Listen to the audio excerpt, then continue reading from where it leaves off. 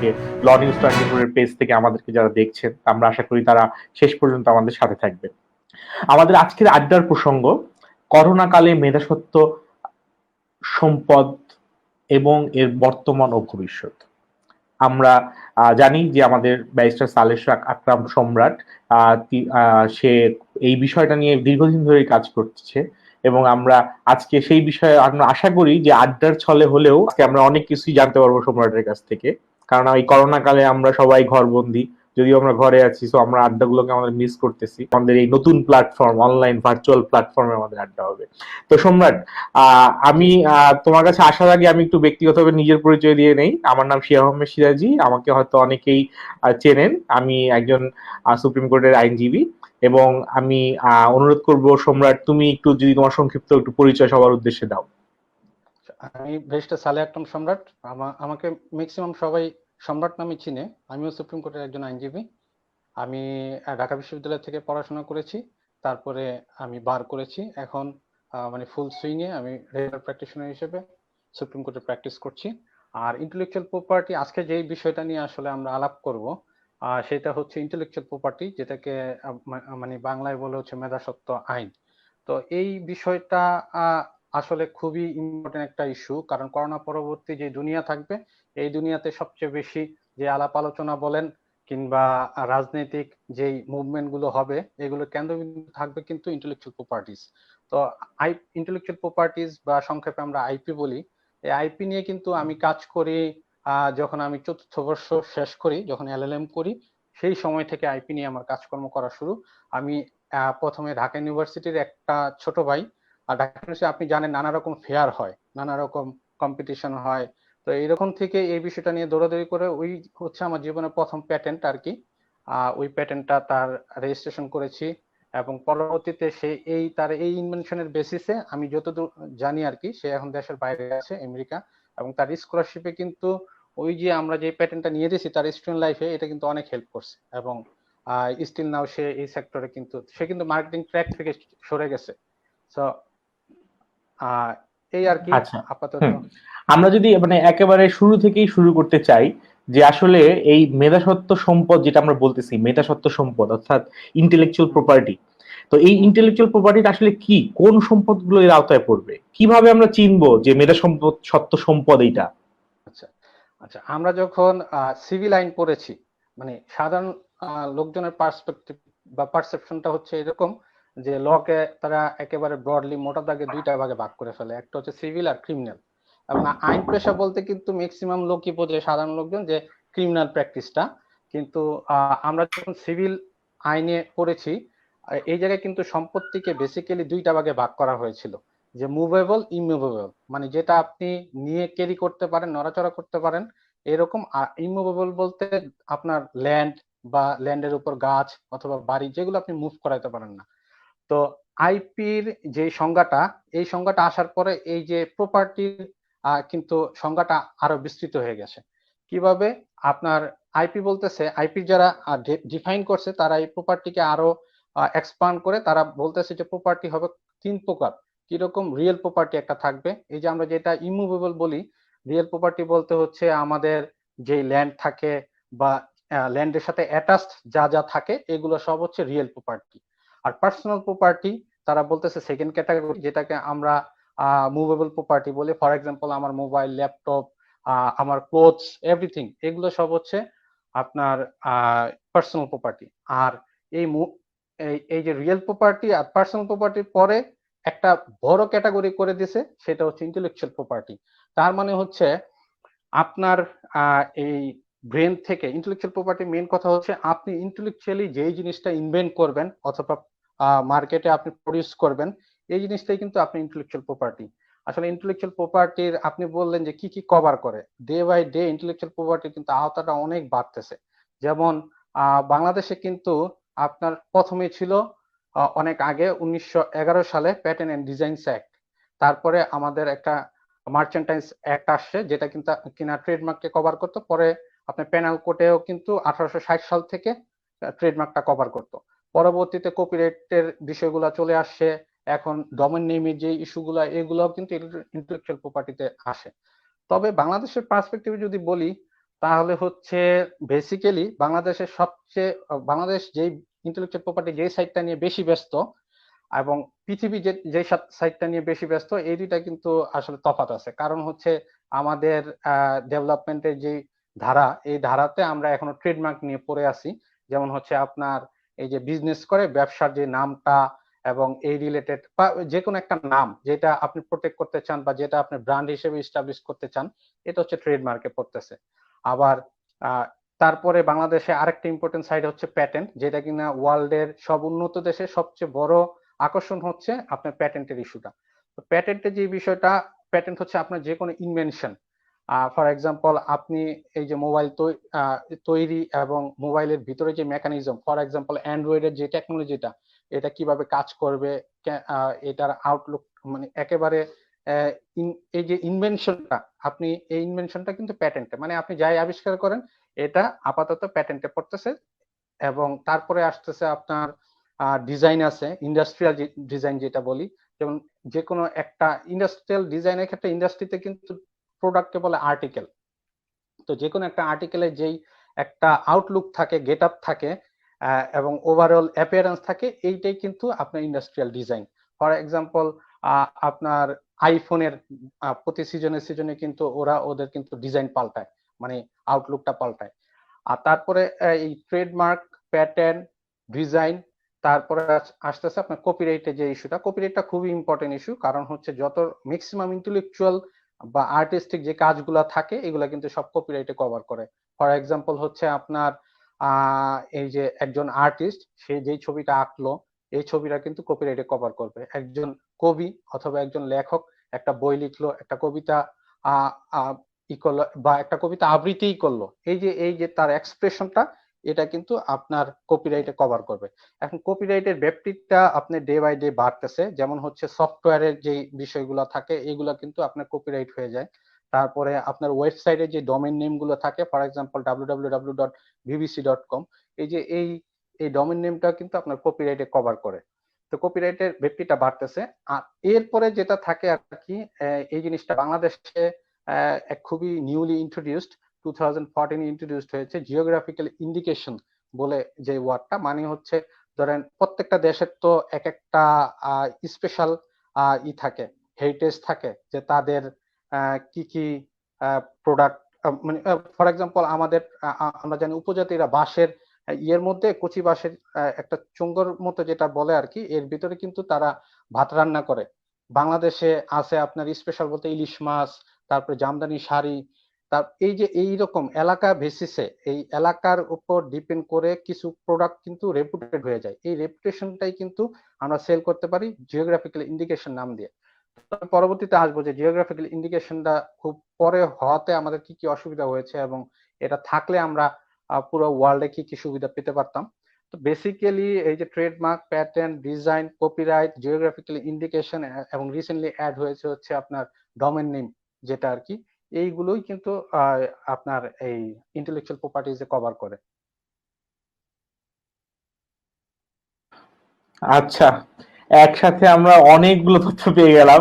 আসলে তোমার সাথে আজকে আড্ডা দেওয়া একটু কষ্টই হয়ে যাবে, কারণ আমার যেটা মনে হইতেছে তোমার আড্ডার চেয়ে তথ্যবহুল আড্ডা বেশি না হয়ে না যাবে।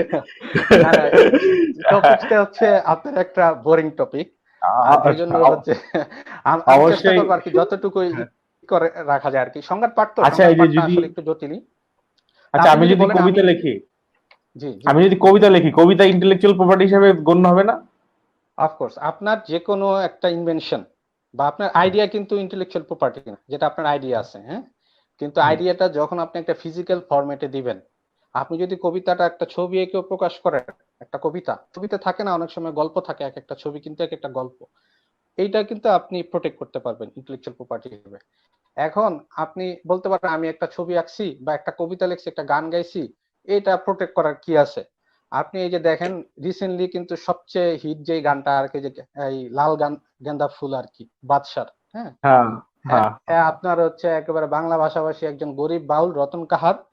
তো পরে তা এই গান নিয়ে কিন্তু কন্ট্রোভার্সি আসলো যে রতন কাহার হুম, নাকি এই গানটার জনক। পরবর্তীতে কি হুম, হয়েছে, আপনার রতন কাহারের কিন্তু বাসা মাত্র 5 লাখ রুপিস দিছে, মাত্র 5 লাখ, যেটা কিনা তার যদি কপিরাইট রেজিস্ট্রেশন থাকতো বা তার প্রমাণ থাকতো যে সে সেটার হচ্ছে রাইটফুল ওনার, তাহলে কিন্তু সে 5 কোটি দিয়েও এটা কিন্তু শেষ করতে পারতো না, মানে এত সহজে বাসা পার পেতে পারতো না। তা আপনি, আমার মনে হয় যে যে কোনো কিছু করলে এটা প্রোটেকশনটা নিয়ে রাখা দরকার। যদি মানে ভাবার ভাবার অনেক আপনি, জিনিস আছে, আমরা সেটি আসলে দেখার চেষ্টা করবো আজকে। আচ্ছা, জি জি প্লিজ। যদি আমি আর একটু ভেঙে ভেঙে জানতে চাই যে তোমার আলোচনায় কিন্তু অনেকগুলো মেধাস্বত্ব সম্পদের কথাই চলে আসছে, আমরা যদি শুধু ট্রেডমার্ক নিয়ে শুনতে চাই যে ট্রেডমার্কটা আসলে কি? আচ্ছা, ট্রেডমার্কটা বেসিক্যালি একটা নেম। এইটা হচ্ছে ফর এক্সাম্পল, আমি একটা এক্সাম্পল দিয়ে বুঝাই আপনাকে। সেটা হচ্ছে আপনার এই যে, সরি,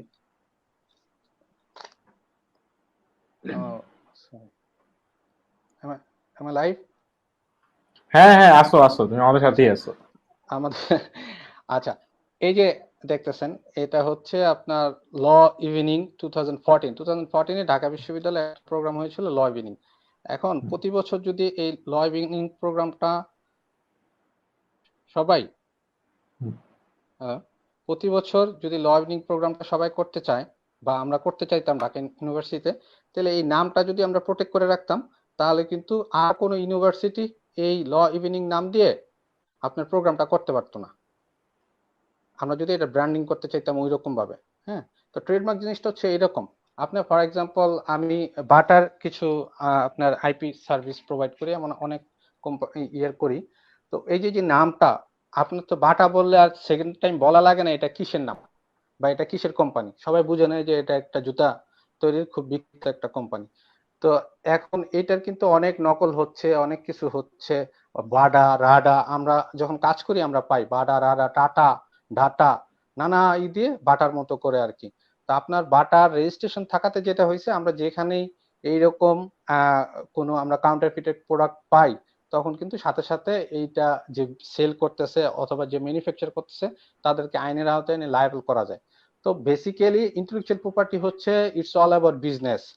আপনার আহ অনেকে কিন্তু কবিতা লেখে মনের আনন্দে, অনেকে লেখে বাণিজ্যিক কারণে, অনেকে সিনেমা বানায় মনের আনন্দে, আর্ট ফিল্ম বানায়, অনেকে বাণিজ্যিক সিনেমা বানায়। তো এখন আপনি কিভাবে করবেন, আপনার পারপাসটা কি, এটার উপর ডিপেন্ড করতেছে। আপনি যদি মনে করেন যে আপনার ইনভেনশন অথবা আপনার যে লেখালেখি এটা থেকে আপনি একটা বেনিফিট নিবেন, তাহলে আপনার হচ্ছে অবশ্যই ইন্টেলেকচুয়াল প্রপার্টিজ এর কথা চিন্তা করতে হবে। আর ট্রেডমার্কটা আপনার কি সার্ভ করবে, ট্রেডমার্কটা আপনার ব্র্যান্ড নেম সার্ভ করবে। যেমন হচ্ছে সিরাজির সাথে আইন আড্ডা, এখন 2 দিন পর আরেকজন সিরাজি চলে আসলো, যে কিনা আপনার এই প্রোগ্রামটা অনেক পপুলার হয়ে গেল। তারপরে হচ্ছে অথবা আপনার মিয়াজি আরেকজন চলে সিরাজ, আসলো। মিয়াজি আসলো, মিয়াজি আসলে ঠিক আছে, সাউন্ড সিমিলার আছে। তো আপনি চাচ্ছেন না যে এই সিরাজির সাথে আইন আড্ডা নাম দিয়ে অন্য কেউ প্রোগ্রামটা আপনার কন্টিনিউ করুক। তো এই জন্য আপনি কি করছেন, আপনি এইটা যদি প্রোটেক্ট করতে চান এই নেমটা, তাহলে কিন্তু আপনার অবশ্যই আপনি এই নামটা, ফর এক্সাম্পল আপনি শুধুমাত্র প্রোগ্রাম করবেন এরকম না, সিরাজির সাথে আইনের নাম দিয়ে আপনি আইনের একটা পাবলিকেশন তৈরি করবেন, অথবা হচ্ছে আপনি নানা ল রিলেটেড যেই আর্টিকেলস, অথবা আপনি একটা সেল টেইলরই দিতে চাইলেন, যে সিরাজিস টেইলর, মানে সিরাজিস ল টেইলর। হ্যাঁ, আপনি যখন বিজনেস এক্সপ্লোর করবেন তখন এই ট্রেডমার্কের ইস্যুটা আসে, আপনার নামটা এবং এই গুডউইলটা প্রোটেক্ট করবে। আচ্ছা, ট্রেডমার্ক কত প্রকার হইতে পারে, কারণ হচ্ছে এটা জানা উচিত। যেমন একটু আগে বললাম বাটার কথা, শুধু নাম বিএটিএ। হ্যাঁ, আমরা অনেক সময় ম্যাকডোনাল্ডস এর এম এর একটা বড় সাইন সাথে, তাই না, একটা ইয়ের সাইন থাকে বড় করে।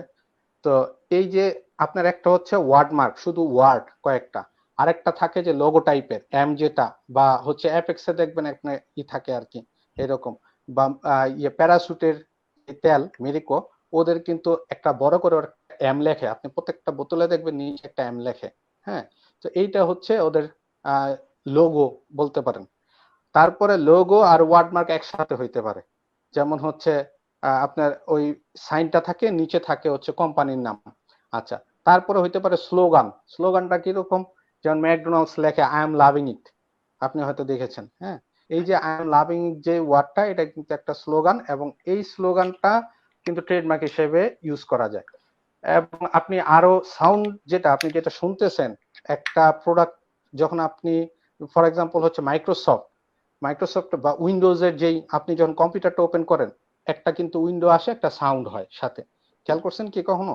এই যে অবশ্যই একটা অবশ্যই। সাউন্ড হয় মিষ্টি সাউন্ডটা, এই মিষ্টি হুম। সাউন্ডটাই কিন্তু আপনার ট্রেডমার্ক, ওই উইন্ডোজের ট্রেডমার্ক। আবার টেস্টও কিন্তু অনেক সময় ট্রেডমার্ক হিসেবে ইউজ করা যায়, যে আপনার এক একটা প্রোডাক্টের এক এক রকম, বা একটা খাবারের ক্ষেত্রে আপনি একটা স্পেশাল একটা টেস্ট ইনভেন্ট করলেন, হ্যাঁ, এই টেস্টটা, বা আপনার যে কোনো একটা চকলেট মুখে দিলে বুঝবে যে এটা হচ্ছে আপনার চকলেট, তো এই টেস্টটা কিন্তু আপনি ক্ষেত্র বিশেষে ট্রেডমার্ক করতে পারেন। আবার এরপরও চলে আসে ফিল, যেটা মানে একটা প্রোডাক্ট ধরলেন, ধরে আপনি কিরকম ফিল করেন, যেমন অন্ধরা আছে, হ্যাঁ, অন্ধদের জন্য যে অন্ধদের পার্টিকুলার্স গুলা থাকে, সেই জায়গায় যারা অন্ধদের পার্টিকুলার্স গুলা বা আর্টিকেলস গুলা সেল করে, ওরা করে কি প্রত্যেকটা প্রোডাক্টের উপর খোদাই করে ওদের নামটা লিখে দেয়, তো অন্ধরা ধরলেই বোঝে এটা কি অরিজিনালটা কি। অন্ধ ব্যক্তিরা যেন খুব সহজে সেটা বুঝতে পারে। খুব সহজেই, এইটা নট অনলি ফর আপনার blind people, it is also for general people. আপনি দেখবেন অনেক ছাতার মধ্যে, অনেক ইয়ের মধ্যে, নানা রকম জিনিসে, মোবাইলের মধ্যে অনেক সময় ওদের লোগোটা ওরা একটু ভাষায় দেয়, যাতে হচ্ছে হাতে টাচ করলে বোঝা যায়। এই যে আপনার একটা সেন্সেশন টাচ করার পর, মানে সাথে সাথে, এইটা কিন্তু আপনার ট্রেডমার্ক হিসেবে আসতে পারে। তো ট্রেডমার্কের ব্যক্তিটা ডে বাই ডে বাড়তেছে, এবং আপনি যদি, আপনার অনেক কোম্পানি থাকে 100 বছর 150 বছর যাবত ব্যবসা করলে তাদের একটা গুডউইল হয়ে যায়। গুডউইল হয়ে যাওয়ার পরে আপনার যেটা দেখা যায়, তাদের কিন্তু আর আলাদা করে বলা লাগে না আমার এই কোম্পানি, আমি এই করি সেই করি, এটা বলে যে আপনার মার্কটা ওয়েল নোন হয়ে যায়। শুধুমাত্র আপনার একটা অক্ষর দেখলে অনেকে বোঝে যে এটা কিসের। তো এই যে বিষয়গুলো, যখন একটা আপনার নাম অথবা একটা মার্ক এটা ওয়েল নোন হয়ে যায়, তখন কিন্তু এইটা আপনার অটোমেটিক্যালি একটা প্রোটেকশন পেয়ে যায় ট্রেডমার্কে। সো এই বিষয়গুলো মোটামুটি বেসিক্যালি মনে হয় যে ট্রেডমার্ক। আমি বুঝতে পারছি।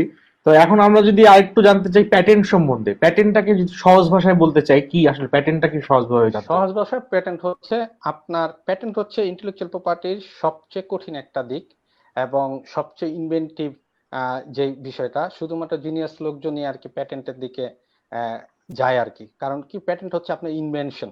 এখন আপনার যে কোনো একটা ইনভেনশন, ফর এক্সাম্পল আমাদের, আমি কিছুদিন আগে একটা পেজে, আমার একটা ফেসবুক আছে আর কি, ইন্টেলেকচুয়াল প্রপার্টি ফেসিলিটেশন সেন্টার, এই জায়গায় একটা শেয়ার করলাম, একটা ভিডিওতে দেখা যাচ্ছে যে এরকম একজন কবুতরের বাসায় ঢোকার জন্য খাঁচা তৈরি করছে, এবং দরজাটা সে খুব স্পেসিফিক্যালি একটা নিজের বুদ্ধি দিয়ে সে ডিজাইন করছে। দরজাটা এরকম যে কোনো কবুতর ইজিলি ঢুকতে পারে, কিন্তু কবুতর বের হওয়ার সময় দরজাটা হচ্ছে নিচের যেই ফ্লোরটা আছে, ফ্লোরে লেগে যায়, এই জন্য কবুতর বের হতে পারে না। তো এই যে ছোট ছোট ইনভেনশন আমাদের দেশে, কৃষকরা দেখবেন যখন কৃষি কাজ করে, তারা সেচের জন্য নানা রকম ছোট ছোট আইডিয়া ইউজ করে, প্র্যাকটিক্যাল নলেজ বাই।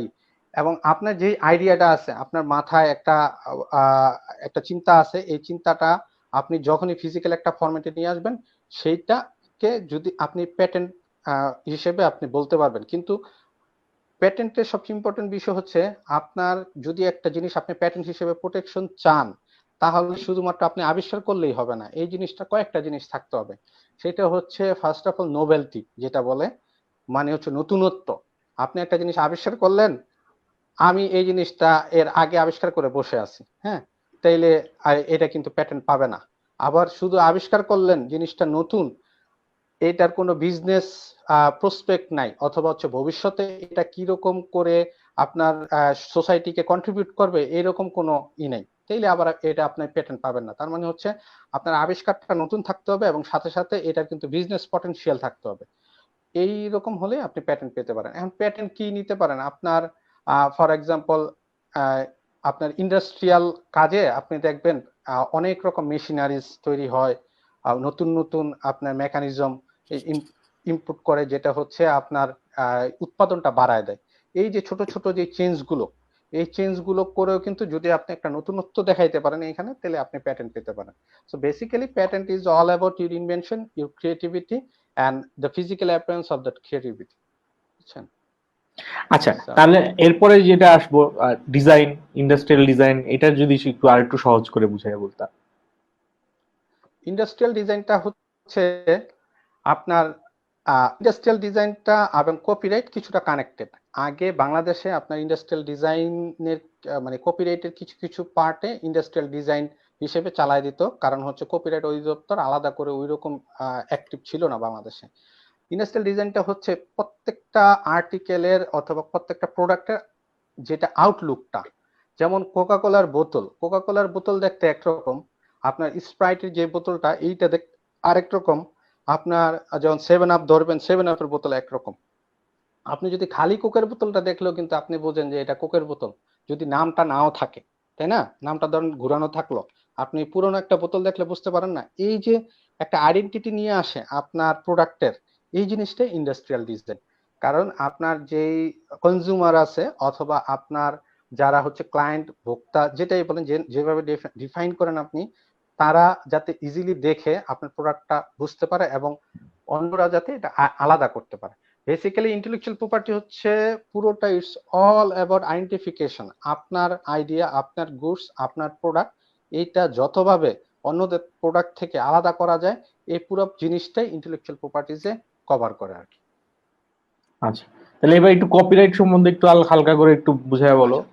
কপিরাইট হালকা করে কি, কপিরাইট হচ্ছে অনেক ভাস্ট একটা বিষয়। এখন আমাদের ম্যাক্সিমাম আপনার ক্রিয়েটিভ ওয়ার্ক, কিন্তু যেগুলো আমরা ক্রিয়েটিভ ওয়ার্ক হিসেবে বা ক্রিয়েটিভ পিপল বলতে আমরা যাদের বুঝাই, এই কপিরাইট কিন্তু সব কভার করে। ফর এক্সাম্পল, আপনার কবি, তারপরে আর্টিস্ট, নাট্য নির্মাতা বা চিত্র নির্মাতা যারা আছে, এই সব কিছু কিন্তু আপনার বেসিক্যালি কপিরাইটে যায়। আপনি একটা কবিতা লেখলেন, দ্যাট ইজ আপনার কপিরাইট হওয়ার মতো। আপনি এই কিন্তু অবশ্যই কিন্তু কপিরাইট বা ট্রেডমার্ক যেটাই বলেন না কেন, আপনার কিন্তু আগে অবশ্যই এটা এমন হইতে হবে, নতুন হইতে হবে। একটা জিনিস আপনার মাথায় রাখতে হবে, জিনিসটা যদি অন্য কারো ইমিটেশন হয় বা কপি হয়, তাইলে কিন্তু আপনি পাবেন না। তার মানে আপনি একটা জিনিস লিখলেন, তাহলে এই এই লেখাটা যদি আপনি একটা আর্টিস্টিক বিউটি দিতে হবে, আপনার কিন্তু ইন্ডাস্ট্রিয়াল ডিজাইনে আর্টিস্টিক বিউটির দরকার নাই। আপনি একটা চারকোনা করে একটা জিনিস বানায় রাখেন, এটা ইন্ডাস্ট্রিয়াল ডিজাইন পাবে। কিন্তু একটা জিনিস যদি বিউটিফুল না হয়, বিউটিফিকেশন না আসে, আর্টিস্টিক একটা ভ্যালু না আসে জিনিসটা, সেটা কিন্তু কপিরাইট হিসেবে আপনি পাবেন না। তো কপিরাইট বেসিক্যালি অনেক ধরনের জিনিস কভার করে। আপনার এই যে আমরা যে প্রোগ্রামটা করতেছি এখন লাইভ, এইটাও কিন্তু পাবলিকেশনের সাথে সাথে এটা কপিরাইটের প্রোটেকশন পেয়ে যাচ্ছে। হ্যাঁ, তো আপনি আপনি একটা ওই যে আগে বারবার বলি যে আপনি একটা ছবি আঁকছেন, একটা পেন্টিং, খুব সুন্দর পেন্টিং, এইটা দেখবেন পেন্টাররা সবসময় নিয়ে তার নাম লিখে রাখে ছোট্ট করে। এইটার পারপাজই হচ্ছে সেই জিনিসটা কপিরাইট করতে চায়, বা এটা যে তার প্রোডাক্ট এই বিষয়ে সে এই জিনিসটা মানে এক্সপ্লোর করাইতে চায়। সো আপনার যত রকম ক্রিয়েটিভ জিনিসপত্রগুলো আছে, ম্যাক্সিমাম আমরা ক্রিয়েটিভ বলতে যা বুঝি সবই কিন্তু কপিরাইটে পড়তেছে। এখন নতুন করে কপিরাইটে যেটা অ্যাড হয়েছে, সেটা হচ্ছে আপনার এই যে সফটওয়্যার রিলেটেড যে বিষয়গুলো, কম্পিউটার বা সফটওয়্যার, এবং এই কপিরাইটটাই কিন্তু ইন্টেলেকচুয়াল প্রপার্টিজ এর আওতাটা এত বাড়ায় দিচ্ছে, যাতে হচ্ছে ভবিষ্যতে কিন্তু আপনার এই রিয়েল প্রপার্টি বলেন, পার্সোনাল প্রপার্টি বলেন, এর থেকে সবচেয়ে বেশি দাম হবে ইন্টেলেকচুয়াল প্রপার্টিজ এর। কারণ এখন কিন্তু ইনফরমেশন বা ডাটাকে বলা হয় যে সবচেয়ে বড় অ্যাসেট, আপনি জানেন হয়তো। তো এই যে এই ডাটার যে প্রোটেকশনটা এবং ইনফরমেশন যে প্রিজার্ভ করার ওয়েটা, এগুলো কিন্তু সবই কপিরাইটে চলে আসে। আপনি ধরেন আপনার মানে law news24.com যেই এটা, এই law news24.com এই ডোমেনটা কিন্তু আপনার কপিরাইটে আওতাভুক্ত। তো এই ডোমেনটা আপনার রেজিস্ট্রেশন না করলে কি কি সমস্যা হয়, এগুলো আমি পরে, আমরা যখন কেস, আমি কিছু মজার কেস আর কি ঠিক করে রাখছি, যেটা আমি আলাপ করব, যাতে এটা বোরিং না হয় জিনিসটা। তো আমি তখন আলাপ করবো আর কি। হ্যাঁ, তুমি যতক্ষণ অন স্ক্রিন আছো আমার বিশ্বাস যে এই প্রোগ্রাম বোরিং হবে না। আচ্ছা আচ্ছা, থ্যাংক ইউ আচ্ছা, ভাই। আমরা এবার একটু জানতে চাবো যে আসলে যেটা তুমি জিওগ্রাফিক্যাল ইন্ডিকেশন কথা বলছিলা, জি, জিওগ্রাফিক্যাল ইন্ডিকেশনটাকে যদি সহজভাবে আমাদেরকে সাথে উপস্থাপন আচ্ছা, করতে পারতা। একেবারে সহজভাবে ব্যাখ্যা করতে হলে আমি শ্যাম্পেইনের উদাহরণ দিই। শ্যাম্পেইন তো সবাই চিনে এবং একটা ইন্টারেস্টিং আর কি। তো শ্যাম্পেইনে যেটা হয়, শ্যাম্পেইনে যে টেস্টটা আসে, এই টেস্টটা কিন্তু বাংলাদেশে যদি আপনি সব প্রসিডিউর ফলো করে বানান, আসবে না। এবং এমন অনেক প্রোডাক্ট আছে, আপনার এক পদের মাশরুম উৎপন্ন হয় স্পেনে, এই মাশরুমটা আপনি স্পেনের ওই নির্দিষ্ট এলাকা ছাড়া অন্য কোথাও বানাইলে এই মাশরুমের যেই আপনার সাইজটা হয় এবং টেস্টটা হয়, এটা আসবে না। শ্যাম্পেনের যে টেস্টটা, এই টেস্টটা শুধুমাত্র আসে হচ্ছে ওই ওয়েদারের কারণে। ওই ওয়েদারে ব্যারলের পর ব্যারল আপনার প্রিজার্ভ করে একটা ইয়ের মধ্যে, ওদের একটা প্রসেস আছে। তো যখন এই প্রিজার্ভটা ওরা করে, তখন হচ্ছে এই ওয়েদারের সাথে একটা কানেকশন আছে ইসের, তখন কিন্তু আপনার এই শ্যাম্পেনের টেস্টটা আসে। তো এই যে শ্যাম্পেনের টেস্টটা দিচ্ছে ওই এলাকার আপনার স্পেশালিটি, এইটাই জিওগ্রাফিক্যাল ইন্ডিকেশন। আমাদের ধরেন ইলিশ মাছ বাংলাদেশেও পাওয়া যায়, পদ্মা নদীতে পাওয়া যায়, আপনার আরো অনেক নদীতে পাওয়া যায়, মাঝে মাঝে কলকাতাও পাওয়া যায় দুই একটা, যখন সিজন ভালো থাকে। কলকাতার মানুষ কিন্তু ইলিশ খায় মজা পায় না। আমাদের পদ্মার ইলিশে যেই টেস্ট, এটা কিন্তু কলকাতার মানুষ খেয়ে মজা পায় না। এটা দুইটা রিজন। একটা বলে যে ইলিশের যে জীবন প্রণালী, ইলিশ যখন সাঁতার কাটে, ইলিশ কিন্তু সারা জীবন সাঁতার কাটে। তো জীবন প্রণালীতে ওরা যেই মুহূর্তে সাঁতার কাটতে কাটতে এই যে পদ্মা নদী দিয়ে যায়, এই সময়টা থাকে ওদের মানে বেস্ট একটা যৌবনকাল যেটা বলে আর কি। এই সময়টায় ইলিশটা আপনার টেস্টি হয়ে যায়। তো পদ্মা নদীর সাথে বা এই জিওগ্রাফিক্যাল কানেকশনটার কারণে কিন্তু ইলিশটা টেস্টি হয়। এই যে ইলিশটাও আপনি জিওগ্রাফিক্যাল ইন্ডিকেশনে পড়ে। আমরা এই যে ইয়ের চমচম, টাঙ্গাইলে পোড়াবাড়ির চমচম বলি। তা আমি পোড়াবাড়ির চমচমে তো স্পেশাল কেন? আমি একজন আপনার মিষ্টির কারিগরকে জিজ্ঞেস করছিলাম। আমার কিছু ক্লায়েন্ট আছে এরকম ঘির কারিগর, মিষ্টি কারিগর, যারা হচ্ছে তাদের ই নিয়ে কাজ করে, এই তাদের টেস্ট যাতে এগুলা থাকে বা তাদের প্রোটেক্ট করার জন্য। তো ওনারা জিজ্ঞেস করছিলাম যে আপনাদের টাঙ্গাইলের চমচম এত মানে নাম করলো কিভাবে? আর ভিতরে আপনার একটা কালার হয়, অরিজিনাল যে টাঙ্গাইলের চমচম ভিতরে লাল একটা কালার হয়, লালচে। তো উনি পরে বলতেছিল যে আসলে এই টাঙ্গাইলের চমচমটা বানাইতে আপনার ইউজ করা হইতো আগের যেটার কারণে নাম করছে যমুনার পানি। এই যমুনার পানিতে আপনার এই আয়রন বা আর কি কি জানি একটা থাকতো। এটা ইউজ করলে আপনার চমচমটার ওই ভিতরের ওই কালারটা আসতো। এখন কিন্তু টাঙ্গাইলের চমচমে ওই আগের কালারটা কিন্তু আসে না। হ্যাঁ। তো বিষয়টা যেটা হয়েছে এই যে এইরকম আপনার এক একটা ভৌগোলিক কারণে এক একটা জিনিস যে এক একটা স্পেশালিটি পায়, আলাদা একটা টেস্ট পায়, আলাদা এক একটা আপনার ভ্যালু পায়। এই জিনিসটাই জিওগ্রাফিক্যাল ইন্ডিকেশন। মোটামুটি মনে হয় যে বুঝতেছি। আমার মনে হয় যে আমাদের সাথে যারা আমার মনে হয় আমাদের সাথে যারা আমাদের সাথে এই আড্ডা সারথী হিসেবে আছেন, তারাও মনে হয় খুব এনজয় করছেন, কারণ আমরা অনেক কমেন্টস পাচ্ছি, অনেক শুভকামনা পাচ্ছি। আচ্ছা, আমরা এরপরে আমি যেটা জানতে চাবো আসলে, সেটা জি। হচ্ছে গিয়ে মেধাস্বত্ব সম্পদকে সুরক্ষা প্রদান করে এমন কি কি আইন বাংলাদেশে আছে বর্তমানে বিদ্যমান? আচ্ছা, বাংলাদেশে কিন্তু আমি আরেকটু পিছন থেকে যাই। আমাদের যে এক্সিস্টিং ল এর মধ্যে আমাদের পেনাল কোডটা যেটা আছে 1860 সালের, এটার একটা চ্যাপ্টারই আছে সেকশন 372 থেকে মোস্ট প্রবাবলি, যে একটা চ্যাপ্টারই আছে। এই পুরো চ্যাপ্টারটা কাজ করে আপনার ট্রেডমার্ক নিয়ে। হ্যাঁ। তো এরপরে আরো অনেকগুলো আইন আসছে কিন্তু এগুলো এক্সিস্টিং না। আর এখন হচ্ছে একেবারে ক্যাটাগরিক্যালি স্পেসিফিক আইন হয়ে গেছে, যেমন ট্রেডমার্কস অ্যাক্ট আছে 2009 এর, কপিরাইটস অ্যাক্ট আছে 2000 এর, মানে 2000 সালের। আপনার প্যাটেন্ট এন্ড ডিজাইন অ্যাক্ট আছে, প্যাটেন্ট এবং ডিজাইন দুইটা কভার করে এই একটা 1911 সালের। আর জিওগ্রাফিক্যাল ইন্ডিকেশন 2014 আর কি।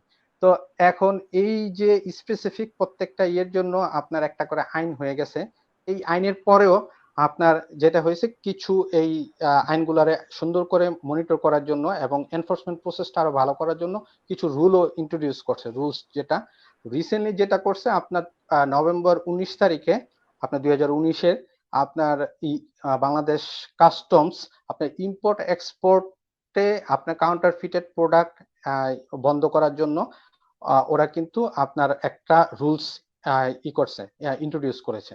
তো এখন মোটামুটি এই কয়টাই হচ্ছে আপনার ওই আইনের সাথে এই রুলসটা খুবই একটা ইম্পর্টেন্ট হিসেবে কাজ করতেছে আর কি।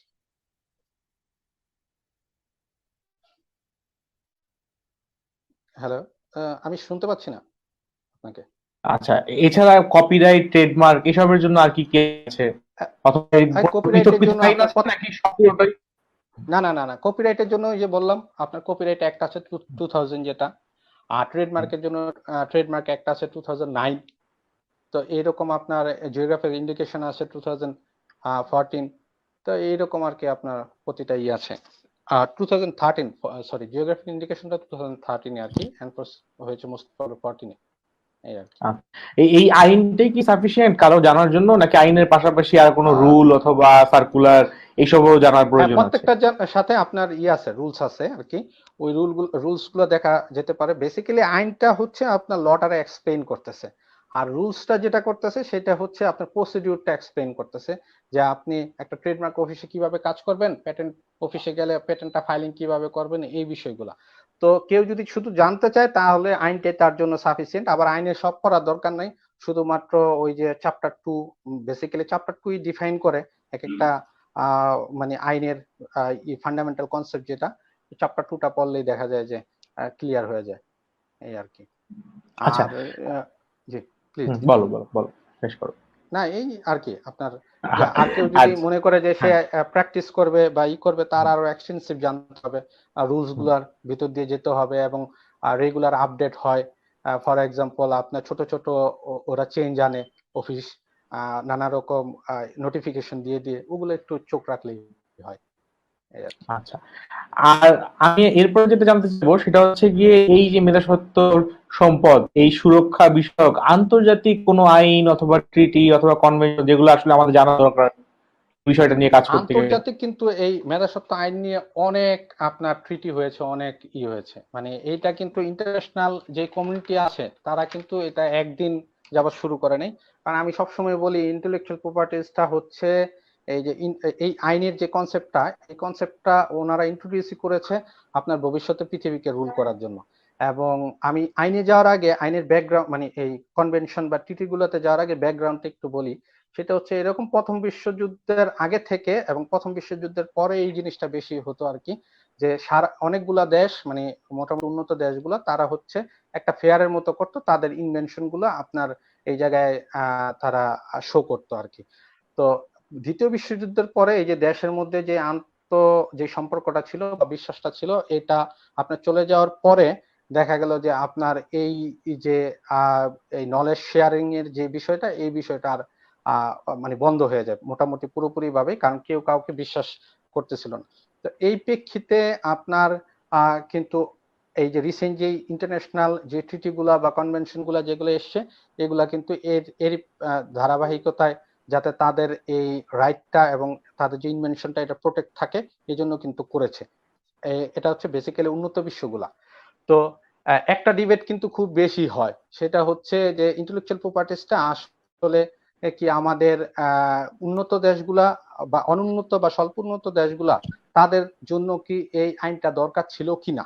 হ্যাঁ, তো তারপরে এখন যেহেতু ইন্টারন্যাশনাল মেকানিজমের মাধ্যমে আমাদের চলতে হয়, যেমন হচ্ছে ইন্টেলেকচুয়াল প্রপার্টিজ এর জন্য আছে ওয়ার্ল্ড ইন্টেলেকচুয়াল প্রপার্টি অর্গানাইজেশন, আমরা সংক্ষেপে যেটাকে ওয়াইপো বলি। সো এই জন্য আর কি দেখা যায় যে আমাদের নানা রকম টেকনিক্যালি নানা রকম ইনসেনটিভস এবং হচ্ছে ডোনেশনের অফার দিয়ে আমাদের আলটিমেটলি এইগুলার সাথে কানেক্ট করায় ফেলছে। তো আমরা বেসিক্যালি প্যারিস কনভেনশনটা যেটা হয়েছিল আপনার ফ্রান্সে, এটা ছিল আপনার ইয়ের জন্য একেবারে প্যাটেন্টের জন্য হয়েছিল। এবং এইরকম আরো স্পেসিফিক কয়েকটা, যেমন বার্ন কনভেনশন ছিল আপনার কপিরাইটস এর জন্য, মাদ্রিদ প্রোটোকল ছিল আপনার ট্রেডমার্কস এর জন্য, বেসিক্যালি বলে যে এটা মার্কস এর জন্য কিন্তু এটা ছিল ট্রেডমার্কের জন্য। আর আপনার হিগ এগ্রিমেন্ট একটা ছিল যেটা ছিল আপনার শুধুমাত্র ডিজাইনের জন্য। কিন্তু এই ইগুলা এই আলাদা আলাদা যে কনভেনশন বা এগ্রিমেন্ট গুলা ছিল, এগুলা আসলে এই যে ডেভেলপড কান্ট্রির যে পারপাসটা বা তাদের এইমটা এটা সার্ভ করতেছিল না। কারণ হচ্ছে এইগুলার আন্ডারে কোন এই যে অনুন্নত যে দেশগুলা তাদের উপর বাধ্যবাধকতা ছিল না যে তাদের দেশে এই ইন্টেলেকচুয়াল প্রপার্টি মেকানিজমটা এনফোর্স করতেই হবে। হ্যাঁ, এনফোর্স করলে কি লাভ, না করলে কি ক্ষতি, এই বিষয়টা আমরা পরে যাব। কিন্তু ওই বাধ্যবাধকতা না থাকাতে ফাইনালি তারা করলো কি, আপনার ট্রিপস এগ্রিমেন্ট একটা খুবই আপনার এখন আইপি ইস্যুতে আপনার বলা যায় সবচেয়ে ডমিনেন্ট এবং হচ্ছে সবচেয়ে ইনফ্লুয়েন্সিয়াল যে এগ্রিমেন্ট আর কি, এটা ট্রিপস এগ্রিমেন্ট।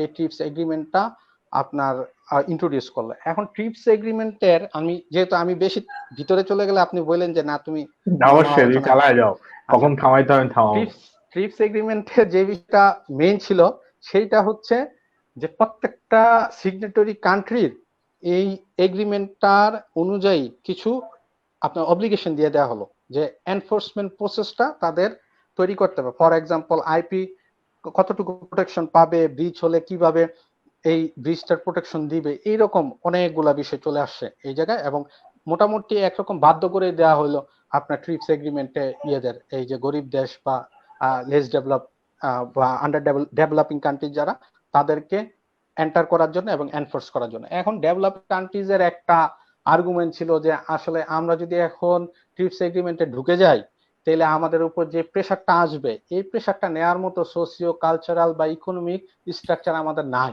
তো এখন আমরা কি করব?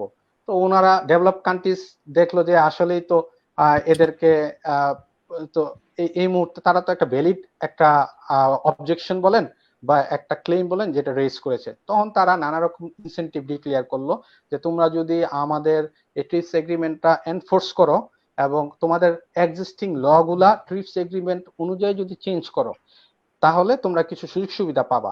বাংলাদেশের কিন্তু এই যে রিসেন্ট যত ট্রেডমার্ক অ্যাক্ট বলেন, কপিরাইট অ্যাক্ট বলেন, তারপরে হচ্ছে আপনার জিওগ্রাফিক্যাল ইন্ডিকেশন অ্যাক্ট বলেন, এগুলো কিন্তু সবই আপনার ট্রিপস এগ্রিমেন্টের পরে আপনার চেঞ্জ করা হয়েছে। এখন প্যাটেন্ট এন্ড ডিজাইন অ্যাক্টটা হচ্ছে শুধুমাত্র 1911 সালের, এইটা নিয়ে কাজ হচ্ছে, এটা খুব ভেরি সুন এটা চেঞ্জ হয়ে যাবে। তো পরবর্তীতে এই যে ডেভেলপিং কান্ট্রি কে আপনি ডোনেশনের নামে বা নানা রকম ট্রেনিং ইনসেনটিভস এগুলার নাম দিয়ে আপনার কিন্তু আলটিমেটলি এই ট্রিপস এগ্রিমেন্টের আন্ডারে নিয়ে চলে আসছে। এখন কিন্তু আমাদের there is no escape way, আমাদের ইন্টেলেকচুয়াল প্রপার্টি যে ফর্মালিটিস গুলা এইগুলা কমপ্লাই করতেই হবে। আমরা যেমন বাংলাদেশ কিন্তু less developed country TRIPS agreement অনুযায়ী। আমরা বলি না আমরা উন্নয়নশীল দেশ, উন্নয়নশীল, আসলে আমরা লেস ডেভেলপড কান্ট্রি। তো লেস ডেভেলপড কান্ট্রি হিসেবে আপনি দেখবেন বাংলাদেশ ঔষধের ক্ষেত্রে আপনার অনেক বড় একটা ইনসেনটিভস পায়। 2023 সাল পর্যন্ত আমাদের একটা ইনসেনটিভস আছে এইরকম যে ওই কি ওষুধের যে ম্যানুফ্যাকচারিং প্রসেস গুলা এগুলো আমরা বাংলাদেশে কপি করে বাংলাদেশি কোম্পানি, ফর এক্সাম্পল আপনার স্কয়ার আছে, এক্সামকো আছে, আরো অনেক কোম্পানি আছে, ইনসেপ্টা আছে, ওরা এগুলো কপি করে এগুলো সেল করতে পারবে লোকাল মার্কেটে, যাতে হচ্ছে প্রাইসটা আপনার রিজনেবল থাকে। এইটা কিন্তু আপনার 2021 সালে শেষ হয়ে যাওয়ার কথা, তার আগে আবার আপনার মানে এক্সটেন্ড করতেছে এটা বারবার। তো আমরা আশা করতেছি 2033 বা 32 পর্যন্ত এটা সর্বোচ্চ এক্সটেন্ড করবে, তারপরে কিন্তু আমাদের গলা চেপে ধরবে। তখন আপনি না পায় এক্সট্রা 10 টাকা 15 টাকা দিয়ে খান, এইটা আপনার 150 টাকা দিয়ে খাইতে হবে। তো এই জন্য আমাদের আইপি অ্যাওয়ারনেসটা খুবই জরুরি, কারণ আমাদের হাতে আরো সর্বোচ্চ 10 বছর সময় আছে যে আমাদের এই যে প্রভুত্ব বা এটার থেকে আপনার মুক্তি পাওয়ার জন্য আমরা যে মেকানিজমটা করব। তো ফাইনালি যেটা করছে ট্রিপস এগ্রিমেন্ট করার পরও আপনার এখন যেটা সমস্যা হচ্ছে সেটা হচ্ছে প্যাটেন্টের যে অ্যাপ্লিকেশন গুলা। ফর এক্সাম্পল বাংলাদেশি ব্যবসায়ীরা কি করে, চায়না ঘুরে, আমেরিকা ঘুরে, নানা দেশে ঘুরে ঘুরে ঘুরে মেশিন পাতির যেগুলো ডেভেলপ মেশিন এগুলার আইডিয়াটা নিয়ে বাংলাদেশে এসে বাংলাদেশি সিস্টেমে এটা তৈরি করে ফেলে। কারণ আপনি জিঞ্জিরা যান, আমাদের মানে দ্যাট প্লেস ইজ মার্ভেলাস, আপনি দেখবেন কত চমৎকার চমৎকার জিনিস বানাচ্ছে বড় বড়, কিন্তু কোনো প্যাট্রন নাই। তো এই যে এইরকম ওদের আপনি বিলিয়ন ডলার প্রজেক্ট আমরা মাত্র কয়েক লাখ টাকায় কপি করে বানায় ফেলতেছি, এবং শুধুমাত্র বাংলাদেশ না, সব স্বল্পোন্নত দেশ এবং ডেভেলপিং কান্ট্রিজ এইটা করতেছে। এইটা ঠেকানোর জন্য ওরা হচ্ছে প্যাটেন্ট কোঅপারেশন ট্রিটি নামে একটা ট্রিটিতে মোটামুটি বিশ্বের 171টার মতো দেশকে আপনি ঢুকাই ফেলছে। এখন এই প্যাটেন্ট কোঅপারেশন ট্রিটিটা যখন এনফোর্সড হয়ে যাবে, ইফেক্টিভ হয়ে যাবে, বাংলাদেশের জন্য এখনো হোল্ড করা আছে যেহেতু আমরা লেস ডেভেলপ কান্ট্রি, তখন কি হবে, তখন হচ্ছে আপনার অবশ্যই যদি আপনি বাংলাদেশে একটা এরকম ফাইল করেন, দেখবে যে ওই বিদেশি ফাইলিং এর প্রায়োরিটিটা কিন্তু অটোমেটিক্যালি পেয়ে যাবে। বিদেশে এরকম ধরেন আমেরিকা এটা আপনার রেজিস্ট্রেশন করে রাখছে, তা আপনি will not get it, number one. Number two হচ্ছে বাইরে থেকে যারা আছে, ফর এক্সাম্পল ইউকে থেকে একটা লোক ডিরেক্টলি বাংলাদেশে প্যাটেন্ট করে দিবে অনলাইনে। তো এই যে যে সুবিধাগুলো তারা নিতে চাচ্ছে, এই সুবিধাগুলো আলটিমেটলি আমাদের দিতেই হবে, অ্যাভয়েড করা যাবে না। কারণ হচ্ছে অল্টারনেটিভলি একই রকম সুবিধা কিন্তু তারা আমাদের জন্য অফার করে রাখছে। ফর এক্সাম্পল তারা বলতে ওকে মানে you can also file in USA directly from Bangladesh through online filing or any other মানে ওয়ে। আপনি ওই দেশি লয়ারও অ্যাপয়েন্ট করতে পারেন, অথবা হচ্ছে directly you can file it from here. তো এইরকম ওরা যেহেতু আমাদের কিন্তু ওরা কিন্তু সবসময় আপনি মনে রাখবেন একটা ইকুয়াল একটা ভিজুয়ালাইজেশন দিতে চেষ্টা করে, যাতে মনে হয় যে এই জায়গায় কোনো ইনজাস্টিস নাই। কিন্তু আলটিমেটলি আপনার জন্য যে জিনিসটা ইজি, 10 বছরের একটা বাচ্চার জন্য কিন্তু এই জিনিসটা ইজি না। তো এই যে ইয়ের যে বিষয়টা, এই ট্রিটি গুলা যেটা বললাম আর কি স্পেসিফিক্যালি, এখন ফাইনালি হচ্ছে এই যে প্যাটেন্ট কোঅপারেশন ট্রিটিটা বাংলাদেশে কিছুদিন আগে সংসদে উঠেছিল বিষয়টা নিয়ে। তো এইটা আপনার খুব শীঘ্রই হয়তো হয়ে যাবে আর কি, ইমপ্লিমেন্টেড হয়ে যাবে। তো হয়ে গেলে এইটাও বাংলাদেশের জন্য খুব গুরুত্বপূর্ণ একটা ট্রিটি হিসেবে কাজ করবে, এই আর কি। আচ্ছা, আমরা তো অনেক কিছু আসলে জেনে যাচ্ছি আড্ডার ফাঁকে ফাঁকেই। তো আমি আরেকটু যেটা জানতে চাবো সেটা হচ্ছে গিয়ে, আমরা তো শুনলাম যে এই ট্রেডমার্ক, কপিরাইট, প্যাটেন্ট, ডিজাইন, এই জিনিসগুলো সম্বন্ধে আমরা আইন সম্বন্ধে জানলাম, আন্তর্জাতিক আইন জানলাম। এখন যদি আমি বলি যে এগুলা আসলে তো নিবন্ধন করতে হবে দিন শেষে, তাই না? হ্যাঁ, আপনার কিছুটা অব্লিগেশন আছে। নিবন্ধনটা দিবে কিরকম সময় লাগবে এই সম্পর্কে যদি একটু জানা যায় আচ্ছা আমাদের। আচ্ছা, ভেরি গুড। আচ্ছা, নিবন্ধনের যে বিষয়টা, আপনি প্রথমত কপিরাইটের যে বিষয়টা, কপিরাইটটা আপনার, আপনি যখন এটা পাবলিশ করবেন, ফর এক্সাম্পল আপনি একটা গান ফেসবুকে দিয়ে দিলেন, আপনি একটা কবিতা লিখে স্ন্যাপশট নিয়ে আপনার নাম সহ ফেসবুকে দিয়ে দিলেন, that is the proof of your publication, and with the first publication you will get automatic protection. কপিরাইটে আপনার যদি শুধুমাত্র আপনি এটা বাণিজ্যিক ইউজ করতে না চান, তাহলে হচ্ছে আপনার রেজিস্ট্রেশনটা ওই রকম আপনার জন্য জরুরি না। কিন্তু কপিরাইটের রেজিস্ট্রেশনটা কখন লাগে? যদি ফর এক্সাম্পল আপনি এখন আপনার এই কবিতাটা, এই চিত্রকর্মটা এটা সেল করতে চাচ্ছেন, বা এটা অ্যাসাইন করে দিতে চাচ্ছেন আর অন্য কারো কাছে, তাহলে কিন্তু আপনার কপিরাইটের রেজিস্ট্রেশনের বিষয়টা আসে। আপনার রেজিস্ট্রেশন না থাকলে কিন্তু আপনি একটা লিগ্যাল ডিড করতে পারবেন না, অথবা অন্য কোনো ব্যবসায়ী আপনার থেকে কিন্তু without registration he will not give you any money. কারণ হচ্ছে কে না কে কখন ক্লেম করে। আপনি বলতেছেন this is the proof of my publication, this is the first publication ever, তো কিন্তু সে এই আপনার টাকা দিয়ে দিল, তারপরে আমি এসে বললাম যে মানে this is the proof of prior publication. তো এইরকম ইস্যুতে আপনার অবশ্যই registration is the very basic of entering into any agreement regarding copyright. So কপিরাইটে যখনই আপনি বাণিজ্যিকরণ করতে যাবেন তখনই হচ্ছে কিন্তু আপনার কপিরাইটটা লাগবে। কপিরাইটে আমাদের আইপির অন্যান্য সব সেক্টরের মধ্যে কপিরাইট হচ্ছে দ্রুততম আপনার কাজ হয়। কারণ আপনার আরেকটা জিনিস আমি বলে রাখি, বাংলাদেশে প্যাটেন্ট, ডিজাইন এন্ড ট্রেডমার্ক এই এবং জিওগ্রাফিক্যাল ইন্ডিকেশন, এই চারটা জিনিস কন্ট্রোল হয় through department of patent, design and trademark, যেটার অফিস হচ্ছে মতিঝিলে। আচ্ছা, আর কপিরাইটের যে বিষয়টা, এটা কন্ট্রোল হয় হচ্ছে আপনার কপিরাইট অধিদপ্তর, আগারগাঁয়ে এটার অফিস আর কি। তো দুইটা সেপারেট অফিস।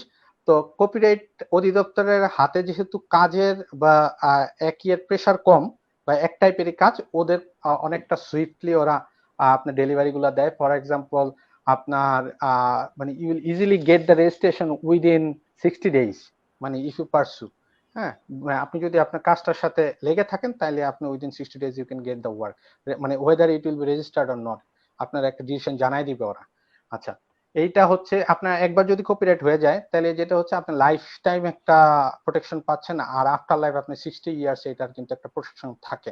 এবং এই 60 years শেষ হয়ে গেলেও আপনার প্রত্যেকটা ক্রিয়েটরের বা আপনার ইনভেন্টর বা লেখক বলেন বা চিত্রকর বলেন, তার কিন্তু একটা মোরাল রাইট থাকে মারা গেল। যেমন রবীন্দ্রনাথের গানগুলা, আপনি রবীন্দ্রনাথের গান, রবীন্দ্রনাথ মারা গেছে 60 বছর হয়ে গেছে, হ্যাঁ, এখন কিন্তু আপনি যে কেউ রবীন্দ্রনাথের গান নিয়ে কাজ করতে পারে, কিন্তু কাজটা এমন ভাবে করতে পারবে না যে গান পুরো বিকৃত বানায় ফেলে। তো বিকৃত যদি হয়ে যায়, তাহলে হচ্ছে এই যে রবীন্দ্রনাথের বংশধর কেউ, অথবা হচ্ছে ফর এক্সাম্পল আমাদের রবীন্দ্র সরোবর আছে, বা এইরকম যদি কোনো ইনস্টিটিউট থাকে যারা হচ্ছে গভর্নমেন্ট অথরাইজ, যে এই জিনিসটা যেহেতু এটা একটা অ্যাসেট, এটা প্রোটেক্ট করার জন্য, তারা কিন্তু আপনার এই জিনিসটা মামলা করে দিতে পারবে। সো কপিরাইটের প্রোটেকশন টেনিউরটা কিন্তু highest 60 years after it death. আচ্ছা, ট্রেডমার্কের যে বিষয়টা, ট্রেডমার্কটা আপনার ল বলতেছে একরকম, কিন্তু ট্রেডমার্ক অফিসে এত কাজের চাপ, আপনি ইউ ক্যান নট ইমাজিন। এবং ট্রেডমার্ক অফিস কিন্তু আপনার দেখা যাচ্ছে ওনাদের একেবারে রেগুলার এমপ্লয়িজ বাদ দিয়ে, এক্সামিনার বাদ দিয়ে, ওনাদের কিন্তু অন্য অফিস থেকে প্রেশনে লোক আনতে হচ্ছে। কারণ কি, ওনারা কাজ করে কুলাইতে পারতেছে না। এই যে যে একটা ওয়ার্ক লোড পড়ে গেছে, এই ওয়ার্ক লোডটার কারণে ওনারা কিন্তু আইন অনুযায়ী কাজটা ডেলিভারি দিতে পারতেছে না। যেমন ট্রেডমার্কে কয়েক ধরনের কাজ আছে। ট্রেডমার্ক সার্চিং আছে, যে আপনি জানতে চান যে আমি এই নামটা নিয়ে ব্যবসা শুরু করতে চাচ্ছি, এই নামে আর কারো রেজিস্ট্রেশন আছে কিনা। এই সার্চিংটা ইউজুয়ালি 10 ওয়ার্কিং ডেজে দেওয়ার কথা, কিন্তু এবং ওনারা প্রচন্ড হেল্প করে, দেওয়ার চেষ্টা করে, কিন্তু মাঝে মাঝে এরকম হয় ওয়ার্কলোডের কারণে এটা সময় লেগে যায়। তো ট্রেডমার্ক ফাইলিংটাও একই রকম। ইউজুয়ালি হচ্ছে আমি আইনে না যাই, একেবারে প্র্যাকটিক্যাল বিষয়টা বলি, যে আপনার it takes at least 20 to 24 months to get the registration. But আপনার এই জায়গায় সুবিধাটা কি, মানে once you file the application and if you get the registration after 2 years, that doesn't matter. আপনার এই registration will get a retrospective effect. That means যে আপনি ওই যে 2 বছর আগে ফাইল করছেন, ধরে নেওয়া হবে যে আপনার অ্যাপ্লিকেশনটা রেজিস্টার্ড বা মার্কটা রেজিস্টার্ড কিন্তু 2 বছর আগে থেকে। সো এইটা কিন্তু ট্রেডমার্কের পরবর্তীতে পোষায় যায়। তো ট্রেডমার্ক পাওয়ার পরে বেসিক্যালি ট্রেডমার্কটা আপনি প্রথমে পাবেন ফর 7 years। 7 years পাওয়ার পরে after 7 years you have to file the renewal application, এবং এটা রিনিউ হতে থাকবে মানে প্রতি 10 বছর পর পর আর কি 10 বছর করে আপনি এটা টেনিউর পাবেন। তো ডিজাইনের বিষয়টা এরকম, ডিজাইন উইদিন 4 to 6 মান্থস আপনি ডিজাইনের রেজিস্ট্রেশনটা পেয়ে যাবেন। তো ডিজাইনের রেজিস্ট্রেশন পাওয়ার পরে ডিজাইনটা কিন্তু আপনার টেনিউর হচ্ছে 15 ইয়ার্স অনলি, কারণ ডিজাইন কিন্তু রেপিডলি চেঞ্জ হয়। আপনি দেখবেন চিপসের প্যাকেট ঘন ঘন চেঞ্জ হচ্ছে। তো ডিজাইনের বিষয়টা হচ্ছে এটা রেপিডলি যেহেতু চেঞ্জ হয়, সেহেতু হচ্ছে আপনার ডিজাইনের রেজিস্ট্রেশনটা আপনি প্রথমে 5 বছরের জন্য পাবেন, পরে আরো 2টা টেনিউর আপনি এক্সটেন্ড করতে পারবেন। প্যাটেন্টের বিষয়টা অনেকটা এরকমই, আপনার 16 ইয়ার্স এর জন্য ইউল গেট দ্য প্রোটেকশন। আপনার পুরো রেজিস্ট্রেশনে প্যাটেন্টে একেবারে stipulated hard and fast rule হচ্ছে আপনার within 18 months the patent office will let you know whether you are getting the registration or not. If they have any objection they let you know by that 18 months. তো 18 months এর মধ্যে যখন আপনার জানায় দিবে আপনি রেজিস্ট্রেশন পাচ্ছেন না পাচ্ছেন, এবং তারা আপনাকে এটা দিতে পারতেছে কি বা আপনার কাছে ফার্দার কোনো রিপ্লাই চাচ্ছে কি চাচ্ছে না, তখন চাইলে আপনি আরো অল্প কিছু টাকা জমা দিয়ে আপনি একটা টাইম এক্সটেনশন নিতে পারেন, that is for another 3 months. That means you are getting totally 21 months for patent applications. আচ্ছা, এই 21 মান্থস এর পরে কিন্তু ইউ হ্যাভ নো অপরচুনিটি। শুধুমাত্র একটা এক্সেপশন আছে, আমি পরে এটা আলাপ করব, কারণ আমি প্রাউডলি এই এক্সেপশনটা কি করি, সব জায়গায় রেফার করি। কারণ একটা আপিল আমি করেছিলাম জাপানি এক ক্লায়েন্টের, যেটা কিনা 21 মাসের পরেও আমি আমাদের লিমিটেশন অ্যাক্টের কানেকশন শো করে একটা আপিল করে আমি এই সার্টিফিকেটটা বের করেছি রেজিস্ট্রেশন, কারণ ক্লায়েন্টের এই জায়গায় কোনো দোষ ছিল না। আচ্ছা, আপনি patent once you get the patent registration, then আপনার আফটার 5th ইয়ার থেকে প্রথম 4 বছর ইউল এনজয়, মানে you need not to file any renewal. আর 5th ইয়ার থেকে আপনি রিনিউয়াল দিবেন, এইভাবে আপনি 16 ইয়ার্স পর্যন্ত এটা কন্টিনিউ করতে পারবেন। তো এই অ্যাপ্লিকেশন এবং ফাইলিং এর বিষয়ে একটা জিনিস হচ্ছে মজার, যেটা হচ্ছে ওই যে প্যারিস কনভেনশন এবং অন্যান্য কনভেনশন ওয়াইজ, সেটা হচ্ছে ইন্টারন্যাশনাল যারা ট্রিটিভুক্ত দেশগুলা তারা কিন্তু একটা বেনিফিট পায়। বেনিফিটটা কিরকম, তারা চাইলে প্রায়োরিটি অ্যাপ্লিকেশন বলে ট্রেডমার্কে, আর প্যাটেন্টে বলে হচ্ছে কনভেনশনাল অ্যাপ্লিকেশন।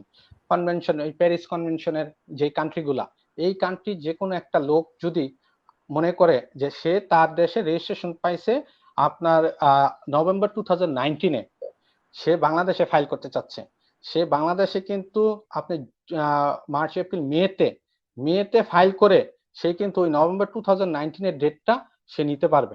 এটারে বলে একটা সুবিধা দিয়ে রাখছে ইন্টারন্যাশনাল যারা অ্যাপ্লিকেন্ট থাকবে তারা। মানে প্যাটেন্টের ক্ষেত্রে এইটা হচ্ছে 1 বছর, আর ট্রেডমার্কের ক্ষেত্রে ডিজাইনের ক্ষেত্রে 6 মাস। তার মানে বিদেশিরা তাদের রেজিস্ট্রেশনের পরবর্তী 6 মাস ট্রেডমার্ক এবং ডিজাইনের ক্ষেত্রে এবং প্যাটেন্টের ক্ষেত্রে 1 বছরের মধ্যে যদি ফাইল করে, তাহলে সে কিন্তু একটা প্রোটেকশন, একটা সুবিধা পায় আর কি, ইনসেনটিভ বলেন যেটা বলেন, এই আর কি আপাতত।